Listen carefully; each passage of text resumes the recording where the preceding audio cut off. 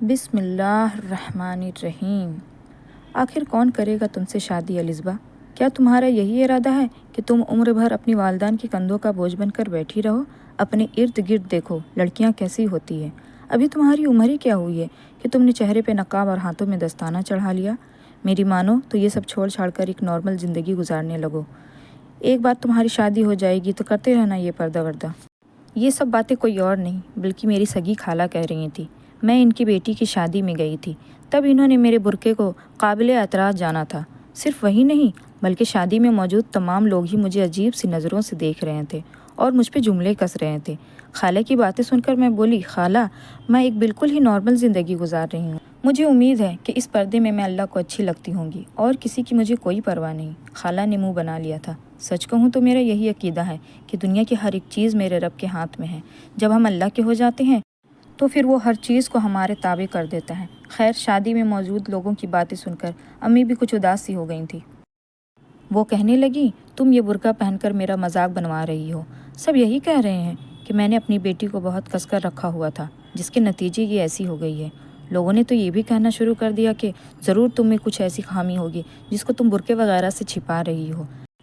میں نے امی کے کندھے پر ہاتھ رکھ دیا اور بولی، امی لوگوں کی باتوں کی پرواہ مت کریں، لوگ تو کچھ بھی کہتے ہیں۔ امی نے میرا ہاتھ غصے سے جھٹک دیا تھا۔ وہ کہنے لگی تھی، بس بس مجھے مت سکھاؤ، تم اپنی عمر دیکھی ہے تم نے؟ 24 برس کی ہو گئی ہو۔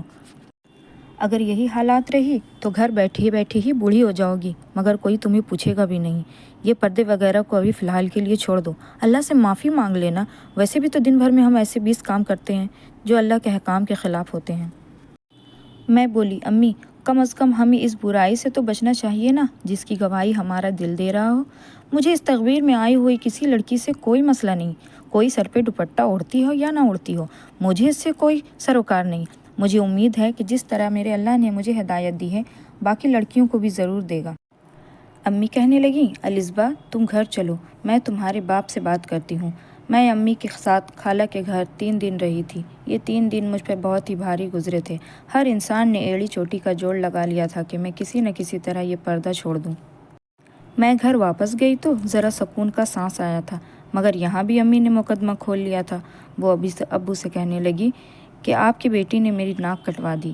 شادی میں لوگ طرح طرح کی باتیں کر رہے تھے۔ ابو نے سر جھٹک دیا اور بولے، اللہ کا شکر کرو نسرین، ہماری الزبا اللہ کا حکم مانتی ہے۔ امی نے سر پٹک لیا تھا اور بولی، چھوٹے میاں تو چھوٹے میاں، بڑے میاں سبحان اللہ۔ اب میری بات بھی آپ کان کھول کر سن لیں۔ آپ کی بیٹی ہماری دہلیز پہ گھر بیٹھی ہی بیٹھے بوڑھی ہو جائے گی، مگر کوئی اسے رشتے کے لیے پوچھے گا بھی نہیں۔ ابو نے میرے سر پر ہاتھ رکھا اور آہستہ سے بولے، اپنی امی کی باتوں کا برا مت ماننا میری بچی۔ میں مسکرا دی۔ ویسے بھی مجھے اب لوگوں کی رویوں کی عادت سی ہو گئی تھی۔ شام ہوئی تو ہمارے گھر پھپھو آ گئی تھی۔ وہ کہنے لگی کہ میں یہاں کسی بہت ہی نیک مقصد کے تحت آئی ہوں۔ امی اپنی نند کو دیکھ کر بہت بدمزہ سی ہو گئی تھی۔ ان کے اپنے شوہر کے رشتہ داروں کے ساتھ نہیں بنتی تھی، جبکہ ابو اپنی بہن کو دیکھ کر بہت خوش ہوئے۔ میں بھی اب پھپھو کے پاس جا کر بیٹھ گئی۔ ان کے ساتھ میری 2 کزنیں بھی آئی ہوئی تھیں۔ وہ آج بہت شوق ہو رہی تھیں۔ کہنے لگی، الزبا لگتا ہے آپ کو بھی امی کے آنے کا مقصد معلوم ہو چکا ہے، جبھی تو آپ امی کے ساتھ اتنا چپک رہی ہیں۔ میں بولی، ارے تم لوگ تو میرے اور پھپھو کے پیار سے جلتی ہو۔ پھپھو سے پوچھو، جب وہ ہمارے گھر آتی ہیں تو میں کتنا خوش ہوتی ہوں۔ ویسے تم لوگ مجھے بتا ہی دو، آج آپ کا ایسا بھی کیا خاص مقصد ہے جو سب اتنی خوش ہو رہی ہیں؟ تب پھپھو کہنے لگی، بھائی میں آپ سے آپ کی ہیرے جیسی بیٹی کا ہاتھ مانگنے آئی ہوں۔ ابو نے ان کی بات سنی تو خوشی کے مارے کچھ بول ہی نہیں پائے تھے۔ امی کے چہرے کی رنگت بھی کھل گئی تھی۔ پھپھو کہنے لگی، بھائی میں آپ کو آج صاف صاف بتا دیتی ہوں، میں انکار نہیں سنوں گی۔ آج آپ میرا دامن خوشیوں سے بھر کر ہی مجھے واپس بھیجیں۔ تب امی کہنے لگیں، بہن غزالہ یہ کیسی باتیں کرتی ہو؟ خود ہی بتاؤ، آج تک آپ کے بھائی نے آپ کی کسی بات پر اعتراض کیا کیا جو آج کریں گے؟ ابو بھی کہنے لگے، ہاں ہاں غزالہ، جیسا تم کہو گی ویسا ہی ہوگا، بس میں الزبا سے اس کی رائے پوچھ لوں۔ ہاں میری بچی، تم ہی کہو تمہارا کیا ارادہ ہے؟ میں نے سر جھکا دیا اور بولی، ابو آپ جیسا مناسب سمجھے۔ اور میں وہاں سے اٹھ کر کچن کی طرف میں نے تو کبھی خواب میں بھی نہیں سوچا تھا کہ میرے لیے اس قدر بہترین رشتہ آ جائے گا۔ میری پھپھو کا بیٹا لاکھوں میں ایک تھا، سارے خاندان کی لڑکیاں اس پر نظر رکھ کر بیٹھی ہوئی تھیں۔ خیر میرا رشتہ مانگ لیا گیا تھا تو والدان نے بھی ہاں کر دی۔ پھپھو نے 1 مہینے بعد کی ڈیٹ فکس کی تھی اور ابو سے کہا تھا کہ ہمیں دہیج کے نام پر ایک تنکا بھی نہیں چاہیے، مگر پھر بھی ابو نے اپنے بساط کے مطابق میرے لیے جہیز کا انتظام کر دیا تھا۔ اب تو شادی کے کارڈ بھی بٹنے لگے تھے، جس کے گھر کارڈ جاتا گویا ان پہ بجلی گراتی۔ سب امی سے فون کر کے پوچھتے کہ آخر یہ سب ہوا کیسے۔ امی مطمئن سے ہو کر مسکرا دیتی اور کہتی میں نے کبھی اپنی نند کو نند جیسی ٹریٹ ہی نہیں کیا، ہمیشہ اسے بہنوں کا مان دیا۔ اس کے والدان کے انتقال کے بعد بھی میں نے اس کا مائکا آباد رکھا۔ بس پھر کیا، یہی نیکیاں ہوتی ہیں ہماری جو ہمارے آگے آ جاتی ہیں۔ میں امی کی بات سنتی تو چپ سے مسکرا دیا کرتی تھی، کیونکہ مجھے سب کچھ معلوم تھا۔ میری امی کی پھپھو کے ساتھ کبھی بنی ہی نہیں تھی۔ انہوں نے ہمیشہ پھپھو کا استقبال ماتھے میں بل ڈال کر کیا تھا، یہاں تک کہ جب پھپھو گھر آتی تو امی سر پہ کپڑا باندھ کر اپنے کمرے میں جا کر لیٹ جاتی۔ پھر میں ہی پھپھو کی خاطر مدارت کیا کرتی تھی۔ بس میرا تو یہی ماننا تھا کہ یہ سب کچھ اللہ کی مرضی سے ہوتا ہے، اس نے ہی مجھے یہ خوشی دکھائی ہے۔ میرے رشتے کی خبر جب خالہ تک پہنچی تو وہ بھی ہکا بکا رہ گئی تھی۔ انہوں نے کہاں سوچا تھا کہ میرے نصیب اس قدر جلدی کھل جائیں گے۔ میرے کزن نے رشتہ پکا ہونے کے بعد مجھے فون کیا تھا۔ وہ کہنے لگا الزبا میں تمہاری رضامندی جاننا چاہتا ہوں، تم اس رشتے سے خوش ہو نا؟ میں بولی حسن مجھے اپنے والدان کا رشتہ منظور ہے، انہوں نے آپ کو میرے لیے چنا ہے تو ظاہر سی بات ہے آپ اس قابل ہوں گے۔ حسن کہنے لگا مجھے تمہارا جواب سن کر بہت خوشی ہوئی، اب یہ بتاؤ کہ شادی کے متعلق تمہاری کوئی خواہش یا شرط ہے؟ میں بولی حسن میں نے بہت ہی کم عمری سے پردہ کرنا شروع کر دیا تھا اور آج تک میں اس عہد پہ قائم ہوں جو میں نے اللہ کے ساتھ کیا تھا۔ بس میں یہی اتنا چاہتی ہوں کہ شادی کے موقع پر بھی میرا پردہ سلامت رہے، میں ایک دن کی خاطر اللہ کو ناراض نہیں کرنا چاہتی۔ حسن کہنے لگا جیسا تم چاہو گی ویسا ہی ہوگا۔ حسن کے ساتھ بات کر کے میرے دل کو سکون مل گیا تھا، وہ بھی ایک سلجھا ہوا لڑکا تھا۔ حسن نے جو بات کہی تھی اس پہ وہ پورا اترا تھا۔ شادی کی ہر چیز اس نے میری مرضی کے مطابق ہی کی تھی، کپڑے جوتے سب کچھ مجھ سے ہی پوچھ کر لیا تھا۔ خیر ایک بہت ہی خوبصورت سے دن میں بیاہ کر میں حسن کے گھر چلی گئی۔ مجھے ہمیشہ سے ہی پھپھو کا گھر بہت پسند تھا، میری اپنی نندوں کے ساتھ بھی خوب بنتی تھی۔ میں نے تو کبھی سوچا بھی نہیں تھا کہ حسن جیسا شخص میرے مقدر میں لکھ دیا جائے گا۔ میں سہاگ کے سیج پہ بیٹھے اپنی شوہر کا انتظار کر رہی تھی۔ آخر کار انتظار کی گھڑیاں ختم ہو گئی تھی اور حسن میرے کمرے میں آ گیا تھا۔ اس نے میرا گھونگھٹ پلٹا اور رواج کے مطابق منہ دکھائی کے تحفے میں مجھے انگوٹھی پہنا دی تھی۔ حسن نے میری تعریف بھی کی تھی۔ وہ کہنے لگا الزبا تم تو بہت خوبصورت ہو۔ میں شرما گئی تھی۔ پھر وہ کہنے لگا تمہارا حسن دیکھ کر میرے دل میں ایک سوال آتا ہے، اگر تم برا نہ مانو تو میں پوچھ لوں؟ میں بولی جی ضرور پوچھیں۔ حسن کہنے لگا حسین چہرے کی یہی خواہش ہوتی ہے کہ اسے سراہا جائے، پسند کیا جائے۔ حسین لوگ اپنے حسن کو مزیدہ اور ابھارنے کے لیے کیا کچھ نہیں کرتے، مگر تم نے تو خود کو پردے میں چھپا لیا تھا، اس کی کیا وجہ ہے؟ میں مسکرا دی اور بولی حسن یہ حسن مجھے میرے رب نے دیا ہے، میں تو بس اس کی بات مان رہی ہوں۔ دوسری یہ بات ہے کہ میں چاہتی تھی کہ میرے تمام تر حسن پر صرف اور صرف میرے شوہر کا حق ہو۔ حسن میری بات سن کر بہت خوش ہوا تھا، پھر کہنے لگا ہم دونوں ایک بہترین زندگی گزارنے کی کوشش کریں گے۔ میں تمہیں ہر طرح کی خوشیاں دینے کا وعدہ کرتا ہوں، مگر تم بھی میرا ساتھ دینا۔ کبھی جو غصے میں کچھ کہہ بیٹھوں تو درگزر کر دیا کرنا، اس طرح ہم ایک بہترین زندگی بسر کر پائیں گے۔ میں بولی حسن میں نے آپ کو دل و جان سے قبول کیا ہے، میں بھرپور کوشش کروں گی کہ ہم ایک دوسرے کے ساتھ ہمیشہ صلح رحمی سے کام لیں۔ یوں مستقبل کے سہانے سپنوں کے وعدوں کے ساتھ ہم دونوں کی زندگی کا آغاز ہو چکا تھا۔ میرا شوہر ایک بہت ہی بہترین شخص تھا، میری ساس اور نند تو شروع سے میرے ساتھ بہت محبت کیا کرتی تھیں۔ یوں زندگی بہت بہترین گزرنے لگی تھی، ایسا لگتا تھا کہ ہم جنت کے گوشے میں آ گئے ہیں۔ امی بھی وقتاً فوقتاً فون کر کر مجھ سے خبر لیا کرتی تھی، کہتی تھی کہ تمہاری پھپھو نے ذرا بھی گڑبڑ کیا نا تو فوراً سے مجھے بتا دینا، میں تمہارے ابو کو بھیج کر اس کی خبر لوں گی۔ میں ہنس دیا کرتی اور کہتی امی آپ بلا وجہ کیوں پریشان ہوتی رہتی ہیں، پھپھو بہت اچھی ہے، ہمارے گھر کام کرنے کے لیے ملازمہ بھی تھی، اور پھر میری نند بھی بہت سلجھی ہوئی تھی، اس لیے گھر کی کسی فرد پر کوئی زیادہ کام کی ذمہ داری نہیں تھی، سب مل جل کر تھوڑا بہت کر کے کام کو مکمل کر لیا کرتے تھے۔ پھپھو کہتی، اپنی نندوں کو بھی کچھ سمجھاؤ، دن بھر فون کی اسکرین پر ہاتھ چلاتے رہتی ہے، کچھ اللہ توبہ بھی کر لیا کرے۔ میں مسکرا دیتی اور کہتی، پھپھو میں ضرور ان کو بھی دین کی طرف لے آؤں گی، مگر میں ابھی ڈرتی ہوں، میں نے انہیں زیادہ تنبیہ کی تو یہ اور دین سے دور نہ ہو جائے، اس لیے میں انہیں نماز پڑھنے کے بجائے یہ کہتی کہ نماز میں بہت سکون ہے، قرآن پڑھنے کے بجائے میں انہیں یہ کہتی کہ جب سے میں نے قرآن شریف کی تلاوت شروع کی ہے میرے ہر کام آسان ہو جاتے ہیں۔ میری عادت تھی کہ میں شروع سے ہی تہجد کی نماز باہر لانج میں پڑھا کرتی تھی۔ آج میں جہاں نماز بچھانے لگی تو کچھ عجیب سا محسوس ہوا تھا، ایسا لگ رہا تھا جیسے لانج میں میرے علاوہ بھی کوئی اور موجود ہے۔ تب میری نظر دو چوروں پہ پڑی تھی، ان کے جانب دیکھ کر میں اس قدر خوفزدہ ہو گئی تھی کہ میں کیا بتاؤں، میں چیخ پڑی تھی، میری چیخ سن کر میری پھپھو باہر آ گئی۔ انہیں بھی اس بات کا علم تھا کہ میرے گھر پر چور ہیں، مگر جیسے ہی میرا شوہر کمرے سے باہر آیا، ایک چور گھر سے باہر بھاگ گیا تھا، جبکہ ایک تو بڑی دلیری سے میرے سامنے کھڑا تھا۔ حسن آگے بڑھا اور بولا، کیا بات ہے، کیا ہوا ہے؟ تب پھپھو کہنے لگی، حسن دیکھو تمہاری بیوی سے ملنے اس کا عاشق آیا ہے، یہ تو اچھا ہوا کہ کمرے سے میں نکل کر آ گئی تو الزبا کی رات سے پردہ اٹھ گیا، نہیں تو جانے یہ کب سے یہ سب کچھ کر رہی تھی، ہمیں تو اس بات کا علم بھی نہیں ہے کہ یہ سب ملنا ملانا کب سے شروع ہوا ہے۔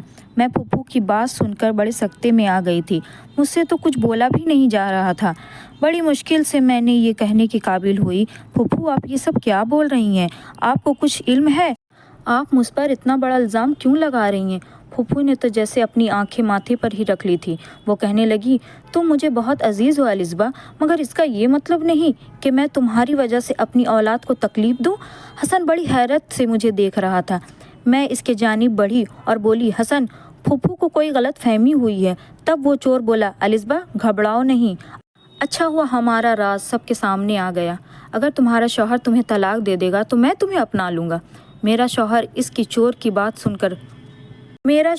چور کے جانب بڑھا ہی تھا مگر وہ بھاگ کھڑا ہوا۔ تب حسن کہنے لگا، الزبا مجھے افسوس ہے کہ میں نے تمہاری ظاہر پہ بھروسہ کیا اور بات کو یقین مان لیا کہ تم بہت ہی نیک لڑکی ہو، تم ہر رات نماز پڑھنے کے لیے کمرے سے باہر نکلتی رہی، میں نے تو کبھی جھانک کر بھی نہیں دیکھا تھا کہ آخر تم کر کیا رہی ہو، کیونکہ مجھے تم پر اس قدر بھروسہ تھا، مگر آج سب کچھ کھل کر میرے سامنے آ گیا ہے، نہ جانے تم کب سے یہ سب کر رہی تھی، تمہیں تھوڑی سی تو شرم آنا چاہیے تھا۔ میں تمہیں صاف صاف کہہ دیتا ہوں، میں تمہیں اپنی زندگی میں نہیں رکھنا چاہتا، میں تمہیں ابھی اور اسی وقت طلاق دیتا ہوں۔ اس سے پہلے میں حسن کو روک پاتی، اس نے جھٹ پٹ میں مجھے 3 طلاق دے دی تھی اور میرا ہاتھ پکڑ کر مجھے گھر سے باہر نکال دیا تھا۔ میں رات کے پچھلے پہر گھر کے سامنے والی سڑک پر بیٹھی رو رہی تھی، میں بار بار اللہ کے سامنے یہی فریاد کر رہی تھی کہ اے خدا مجھے انصاف چاہیے۔ وقت بیتتا گیا اور صبح کی روشنی ہر سو پھیلنے لگی۔ اگر مجھے حسن نے طلاق نہ دی ہوتی تو میں کبھی بھی اس کا گھر چھوڑ کر نہیں جاتی، وہ بے شک مجھے مارتا پیٹتا، مگر میں اس کے قدموں میں گر کر اپنی بے گناہی کا ثبوت دیتی۔ صبح کی تازہ ہوا مگر کچھ اداس سی چل رہی تھی، میرے آنکھوں سے آنسو رواں ہو رہے تھے، میرے ساتھ وہ ہو گیا تھا جس کے متعلق میں نے کبھی سوچا بھی نہیں تھا۔ ایک رکشہ والا میرے طرف دیکھ کر رک گیا تھا، میں اس میں بیٹھ کر اپنی والدہ کے گھر چلی گئی تھی۔ میں نے بیل بجائی تو ابو نے دروازہ کھولا تھا، وہ مجھے دیکھ کر حیران ہوئے اور بولے، بیٹی تمہیں کیا ہوا ہے، تمہاری آنکھیں اس قدر کیوں سرخ ہے؟ میں چپ ہی رہی تھی، امی بھاگتی ہوئی آئیں اور میرا ہاتھ تھام کر مجھے گھر کے اندر لے گئیں۔ ابو مجھے بار بار پوچھ رہے تھے، بتاؤ بیٹی کیا ہوا ہے، حسن سے کوئی لڑائی ہوئی ہے کیا؟ امی غصے میں کہنے لگی، ابھی حسن کو فون کریں اور بلائیں اور اس کی خبر گیری کریں۔ تب میں پھوٹ پڑی تھی، میں بولی، امی پانی سر سے گزر چکا ہے، اب حسن کے آنے سے کوئی فائدہ نہیں ہوگا۔ ابو کہنے لگے، کچھ بتاؤ تو صحیح، آخر ہوا کیا ہے؟ تب میں بولی، ابو میں تہجد کی نماز پڑھنے کے لیے لانچ میں آئی تھی، مجھے اپنے سامنے 2 مرد کھڑے نظر آئے تو میں چیخ پڑی تھی، میری آواز سن کر پھپھو اپنے کمرے سے باہر آ گئی تھی، اتنے دیر میں حسن بھی آ گیا تھا۔ حسن کی قدموں کی چاپ سن کر ایک چور بھاگ کھڑا ہوا تھا جبکہ ایک وہیں پہ کھڑا تھا۔ پھپھو نے کہا، حسن یہ لڑکا تمہاری بیوی کا آشنا ہے اور اسی سے ملنے آیا ہے۔ یہ بات سن کر وہ چور شیر ہو گیا اور بولا ہاں ایسا ہی ہے، مجھے اسی لڑکی نے ملنے کو بلایا ہے۔ تب حسن نے مجھے طلاق دے کر گھر سے نکال دیا۔ میں ساری رات سڑک کے کنارے بیٹھی رہی اور اب گھر واپس آئی ہوں۔ ابو تو غصے اور غم سے تھر تھر کانپ رہے تھے، جبکہ امی پھوٹ پھوٹ کر رو رہی تھی۔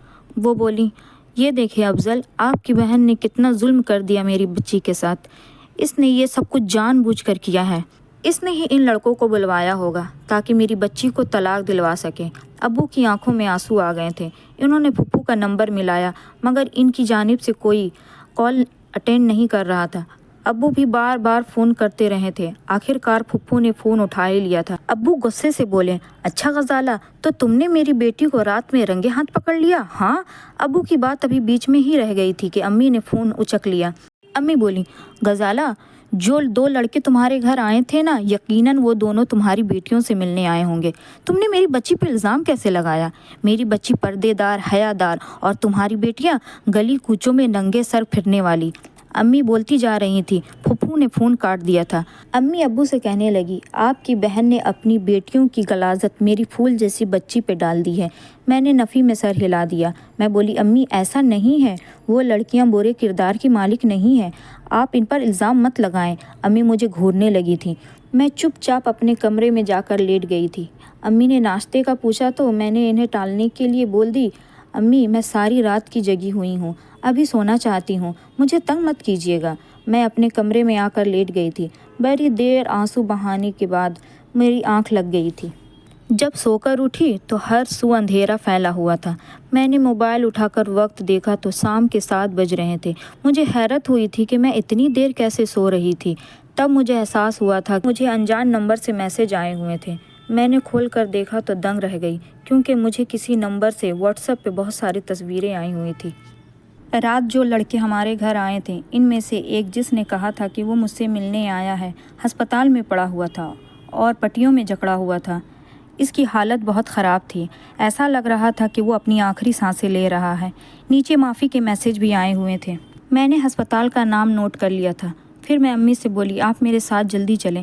امی جان نماز پہ بیٹھی رو رہی تھی، مجھے دیکھ کر حیران ہو گئی اور بولی، کہاں جانا ہے؟ میں بولی، اس بات کو چھوڑیں، بس میرے ساتھ چلیں۔ امی اٹھ کھڑی ہوئی تھی۔ ہم نے رکشہ لیا اور ہسپتال پہنچ گئی۔ امی کہنے لگی، یہاں کہاں؟ یہاں کون ہے؟ میں بس ان کا ہاتھ تھام کر آگے بڑھتی چلی جا رہی تھی۔ پھر میں نے ان کے نمبر پہ فون کیا اور کہا، تم کہاں ہو؟ اس نے ہسپتال میں اپنی لوکیشن بتائی تو میں پھر وہاں پہنچ گئی۔ وہاں ایک 45-46 سال کا مرد کھڑا تھا۔ اس کی نظر مجھ پہ پڑی تو وہ ہاتھ جوڑ کر رونے لگا۔ وہ بولا، مجھے معاف کر دو، میں نے تمہارے ساتھ بہت ظلم کیا بیٹی، مگر مجھے اس بات کا احساس نہیں تھا کہ اس کی سزا مجھے اتنی جلدی مل جائے گی۔ میں بولی، میں نے آپ کا کیا بگاڑا تھا؟ تب میری امی نے میرا ہاتھ پکڑا اور مجھے کھینچتی ہوئی باہر لے گئیں۔ میں اور امی ہسپتال کی سیڑھی پہ بیٹھ گئی تھی۔ امی کی آنکھیں سرخ ہو رہی تھی۔ وہ کہنے لگی، الزبا، تم بہت حسین ہو، تم جانتی ہو تم نے کس کا حسن چرایا ہے؟ تم نے اپنی ماں کا حسن چرایا ہے۔ میں بھی جوانی میں تمہاری طرح بہت ہی خوبصورت ہوا کرتی تھی۔ میرے لیے جگہ جگہ سے رشتے آتے تھے، مگر میں اور تمہارے ابو ایک دوسرے کو پسند کرتے تھے، اس لیے میرا رشتہ ان کے ساتھ ہی ہونا تھا۔ میرے ابو کا ایک دوست تھا، وہ بہت ہی امیر تھا، اس کا بیٹا مجھے پسند کرنے لگا تھا۔ ابو کے دوست نے میرا ہاتھ مانگ لیا تھا۔ میں نے صاف صاف انکار کر دیا اور کہا، میں شادی کروں گی تو صرف افضل سے ہی کروں گی۔ ابو کے دوست کا بیٹا بہت ہی ضدی طبیعت کا مالک تھا، وہ پیچھے ہٹنا نہیں چاہتا تھا۔ اس نے میرے والدہ کو فون کر بہت بار پریشان کیا، مجھے بھی ایک بار راستے میں روک لیا اور زبردستی ہی اپنی گاڑی میں بیٹھا کر لے گیا اور مجھ پر دباؤ ڈالنے لگا کہ مجھ سے شادی کر لو، نہیں تو میں افضل کو مار دوں گا۔ میں نے مجید کے منہ پر تھپڑ مارا تھا۔ اس کے بعد وہ بالکل چپ ہو گیا۔ اس نے مجھے واپس میرے گھر چھوڑ دیا تھا۔ میں نے گھر میں یہ بات بتائی تو جلدی جلدی میری شادی افضل کے ساتھ کر دی گئی، کیونکہ جو شخص مجھے اغوا کر سکتا تھا وہ کچھ بھی کر سکتا تھا۔ میری اور افضل کی زندگی بہت خوشگوار تھی۔ اس دوران مجید نے مجھے کبھی تنگ نہیں کیا، مگر میری بچی، تم جب جوان ہو گئی تو مجید تمہارے لیے اپنے بیٹے کا رشتہ لے کر آیا۔ مجید نے تمہارے ابو کو بتایا کہ اس کے بیٹے نے تمہیں کالج سے واپس آتے وقت دیکھا تھا، وہ تمہارا دیوانہ ہو گیا ہے اور ہر حال میں تمہیں حاصل کرنا چاہتا ہے۔ میں بہت گھبرا گئی تھی۔ میں نے افضل سے کہا کہ کسی قیمت پر میں اس شخص کو اپنی بیٹی کا رشتہ نہیں دوں گی۔ خیر تب تم کم عمر تھی، اس کے بعد تم نے پردہ کرنا شروع کر دیا تھا۔ تمہارا پردہ دیکھ کر مجید اور اس کا بیٹا خود ہی پیچھے ہٹ گئے تھے۔ اب مجھے یہ بتاؤ کہ تم مجید سے ملنے کیوں آئی ہو؟ میں ہکا بکا رہ گئی۔ میں بولی امی کیا یہ مجید ہے؟ تب ہمارے پاس ایک مردانہ آواز گونجی۔ وہ شخص بولا ہاں بیٹی میں ہی مجید ہوں۔ یہ بات سچ ہے کہ میرا بیٹا تمہارا پردہ دیکھ کر پیچھے ہٹ گیا تھا، مگر چند روز قبل اس کو علم ہوا کہ تمہاری شادی تمہارے پھپھو کے بیٹے کے ساتھ ہو رہی ہے۔ اس بات پر اسے بہت غصہ تھا، وہ تمہیں اجاڑنا چاہتا تھا، اس لیے اس نے تمہاری پھپھو کا نمبر ڈھونڈا اور اسے فون کرنے لگا۔ اس نے تمہاری پھپھو سے کہا تھا کہ میں آپ کی بہو کا عاشق ہوں اور ہر رات اس سے ملنے آتا ہوں۔ وہ تمہاری پھپھو کو تمہارے خلاف بھڑکاتا رہا تھا۔ اس نے تو یہ بھی کہہ دیا تھا کہ اگر حسن نے تمہیں نہ چھوڑا تو وہ اسے بھی مار دے گا۔ اب ساری بات مجھ کو سمجھ میں آ گئی تھی۔ پھپھو نے اس لڑکے کو دیکھتے ہی مجھ پر کیوں الزام لگایا؟ پھپھو تو بیچاری خود بے قصور تھی، انہیں اپنی بیٹی کی زندگی عزیز تھی۔ خیر میں اور امی کچھ بھی کہے بغیر گھر واپس آ چکی تھی اور امی نے ساری بات ابو کو بھی کہہ دیا تھا۔ وہ بھی پریشان ہو چکے تھے۔ مجید کا بیٹا کومے میں تھا، وہ پاگل ہو چکا تھا۔ وہ چاہتا تھا کہ میں کسی طرح اسے معاف کر دوں تاکہ وہ ٹھیک ہو جائے۔ ایک دن مجید پھپھو کے گھر بھی چلا گیا۔ اس نے حسن اور پھپھو کو بھی ساری حقیقت بتا دی تھی۔ خیر مجید کے بیٹے کو ہوش آ گیا تھا، مگر اب وہ ہمیشہ کے لیے بستر پر لگ گیا۔ اس کا ایکسیڈنٹ بہت برا ہوا تھا۔ اس کی ریڑھ کی ہڈی بالکل ختم ہو چکی تھی۔ اب وہ زندہ لاش کی مانند پڑا ہوا تھا۔ حسن کا بھی مجھے فون آیا تھا، وہ رو رو کر مجھ سے معافیا مانگ رہا تھا، مگر میں نے فون بند کر دیا تھا۔ وہ بھی بھلا کوئی انسان ہوا جس کے سامنے کوئی انجان آدمی آ کر اس کی بیوی کے خلاف باتیں کرے اور وہ بات کرنے والے کا منہ توڑنے کے بجائے اپنی بیوی کو ہی طلاق دے دے۔ میں نے ابو کو اجازت دے دی تھی کہ وہ اپنی بہن کے ساتھ ملے جلے، مگر ان کے دل میں بھی بال آ گیا ہے۔ ابو نے میرے لیے ایک اور رشتہ ڈھونڈ دیا تھا۔ اب میری شادی کی 2 سال ہو چکے ہیں، میرا ایک بیٹا بھی ہے۔ میں اپنے شوہر کے ساتھ بے انتہا خوش ہوں، جبکہ مجید کا بیٹا ابھی بھی بستر پہ پڑا ہوا ہے اور حسن دوسری شادی نہیں کرنا چاہتا۔ خیر میں نے اپنی زندگی سے یہی جانا کہ بے قصور عورتوں پر بہتان باندھنے والوں کا انجام بہت ہی برا ہوتا ہے۔ ملتے ہیں ایک نئی کہانی کے ساتھ۔ اگر آپ کو ہماری کہانیاں پسند آتی ہے تو میرے چینل کو سبسکرائب اور ویڈیو کو لائک کریں۔